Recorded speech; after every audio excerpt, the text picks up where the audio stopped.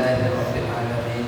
Wa afdalus salati wa atamut taslim ala sayyidina Muhammadin wa alihi wa ashabihi ajma'in. Allahumma akhrijna min dhulumatil wahmi wa akrimna bi nuril fahm. Waftah alaina bi ma'rifatil ilmi wa sahhil akhlaqana bil hilmi waj'alna mimman yastami'una al-qawla fayattabi'una ahsana. Subhanaka la ilma lana illa ma 'allamtana innaka antal alimul hakim. Amma ba'd.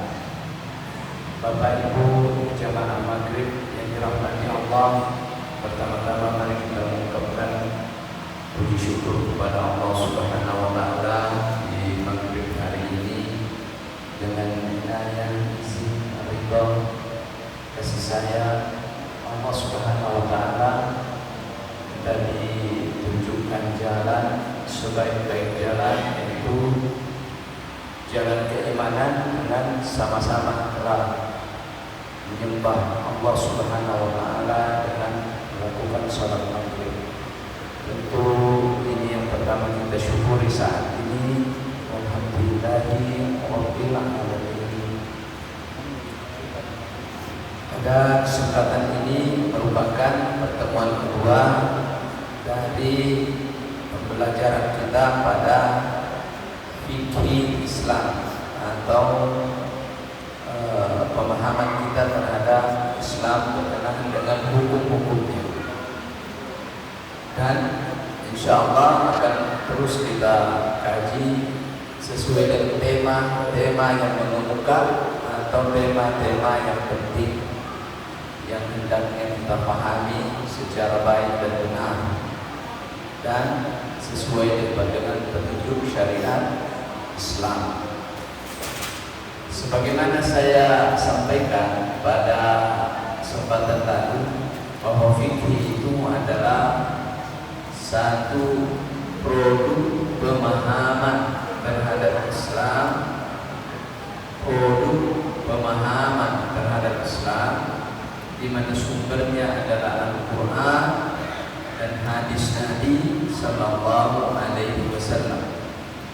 Lantas setelah itu difatwakan oleh Nabi, sahabat Nabi, murid-murid sahabat Nabi, tabi'in, para ulama, lalu ditulis di buku-buku induk dan diperdudukan selama turun-temurun, sehingga sumber daripada hukum Islam ini adalah jelas, nyata, absah, tidak diragukan, ya, informasi yang benar secara turun-temurun dan dapat dipertanggungjawabkan dan merupakan jalan keselamatan dunia dan akhirat. Jadi siapa yang memahami fikih Islam secara baik dan benar, dijamin untuknya dunia dan akhirat, terutama akhirat. Jadi karena dia merupakan satu produk pemahaman, maka harus ada yang tanggung jawab terhadap pemahaman itu. Jadi fikih itu berkenaan dengan dalil-dalilnya, kemudian siapa yang mendalilkan, tidak boleh sembarang orang mendalilkan. Kemudian siapa yang memahami seperti itu, kemudian setelah yakin kita, yang mendalilkan adalah orang-orang yang terkemuka seperti imam-imam yang saya terangkan pada kesempatan lalu.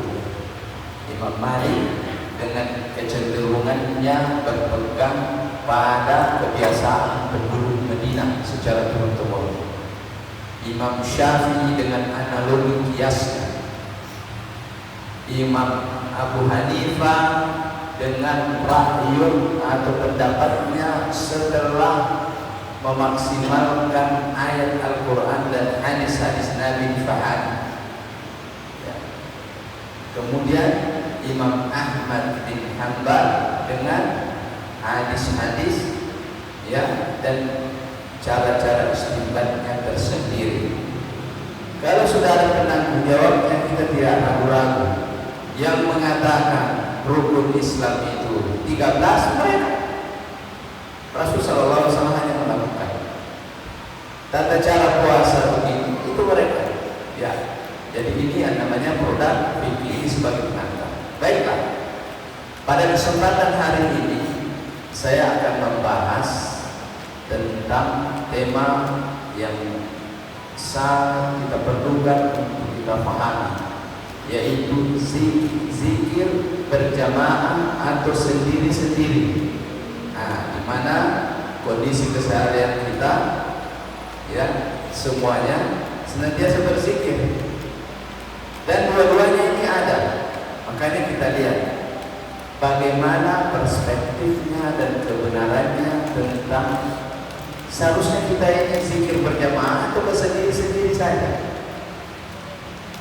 Dan dalam hal zikir itu juga sekaligus menempel maknanya dengan suara keras ataukah dengan suara lirih. Ya. Diperintahkankah kita banyak melakukannya ataukah ya waktunya tertentu saja. Nah, itu apabila kita membahas ini maka semuanya terlibat. Baiklah, sebagai produk fikih kita kembali dulu kepada asal usulnya, yaitu tentang ayat-ayat Al-Quran yang dijadikan landasan. Pertama, Allah Subhanahu wa Ta'ala berfirman, "Fazkuruni azkurkum." Berzikirlah kepadaku hai kalian umat mukmin, maka aku akan mengingat kalian. Jadi berbanding lurus dengan seseorang itu menyebut nama Allah, apakah itu di hatinya atau di pikirannya atau di ucapannya sekaligus pikiran, hatinya dan mulutnya. Para ulama mengatakan bahwa ada hal yang penting juga digarisbawahi, bahwa ada kata kalian di sini.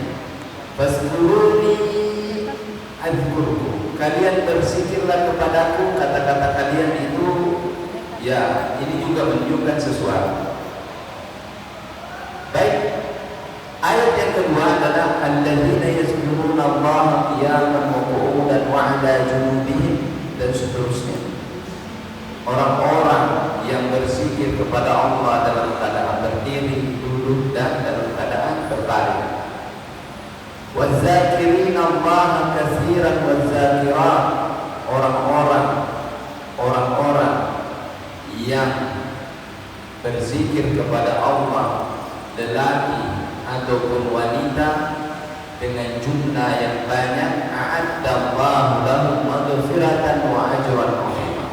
Allah memberikan ampunan yang banyak dan pahala yang besar, yang agung.